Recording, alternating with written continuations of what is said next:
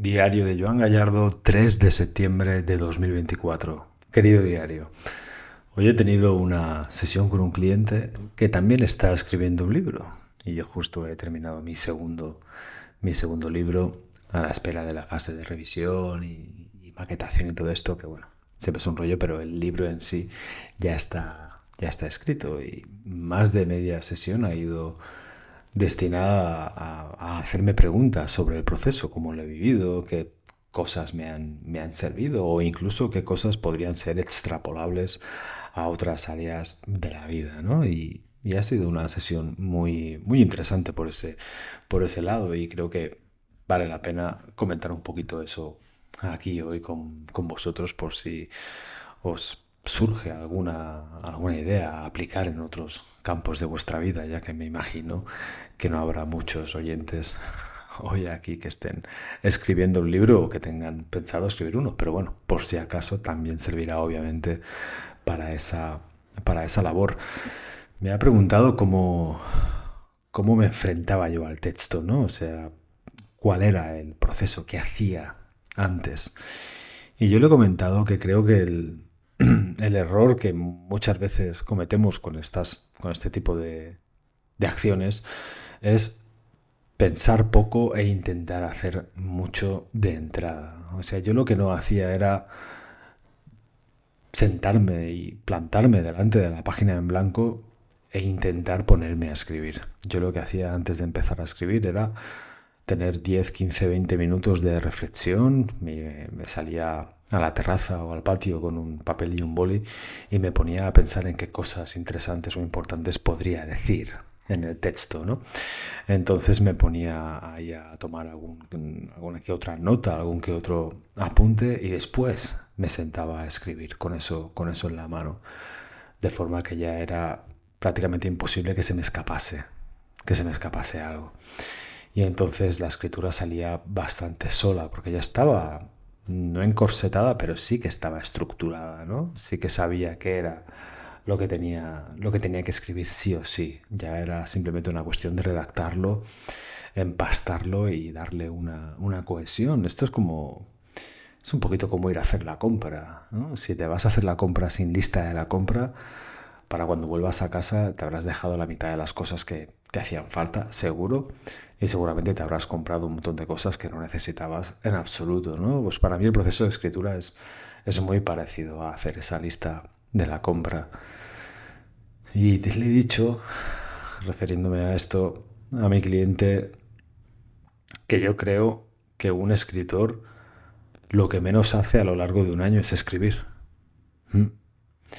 Creo que lo que más hace a lo largo de un año es pensar en lo que tiene que escribir y leer. Pero al final, escribir creo que escribe mucho menos que de las otras cosas, ¿no? A mí es como mejor me sirve y lo que hace que no me cueste, entre comillas, escribir un libro entero. Y además, modestia aparte, haciéndolo bastante, bastante bien, ¿no? Y después le he comentado lo que es la importancia de la reescritura, ¿no? De la revisión, de escribir sin miedo, hacer sin miedo, sabiendo que después en la reedición y en la reescritura es donde creo que realmente se pule el texto y donde finalmente se hace la magia, por decirlo así. Seguramente un texto que sea un 6 sobre 10, pero que después esté bien revisado y bien reescrito, puede subir a un 8 o un 9, pero un texto que esté ya en un 8 y no se reescriba y no se revise, se queda ahí en ese 8. Y si seguramente nos parecía que era un 8, seguramente era un 6,5.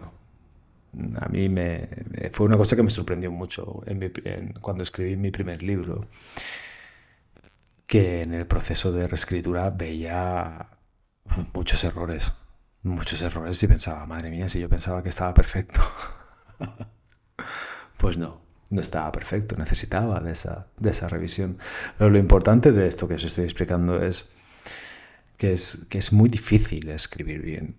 O sea, es mucho más sencillo reescribir bien, igual que es muy difícil pintar bien, pero es mucho más sencillo dibujar sin miedo y luego ir retocando, ¿no? O luego ir viendo los errores. Pero estas cosas nunca salen bien y no empiezan a salir como es debido hasta que no se convierten en una cosa orgánica. Y eso solo se consigue dejando de lado la expectativa de que cualquier cosa que hagamos a la primera ya tiene que ser definitiva, ya tiene que estar perfectamente bien.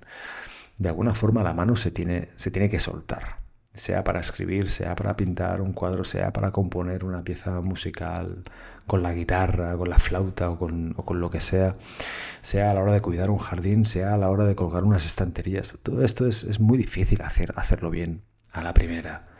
Y solo hay una forma de que finalmente acabe saliendo un resultado ideal. La primera es pensando muy bien en lo que tenemos que hacer, reflexionando sobre aquello que tenemos que hacer y después revisándolo.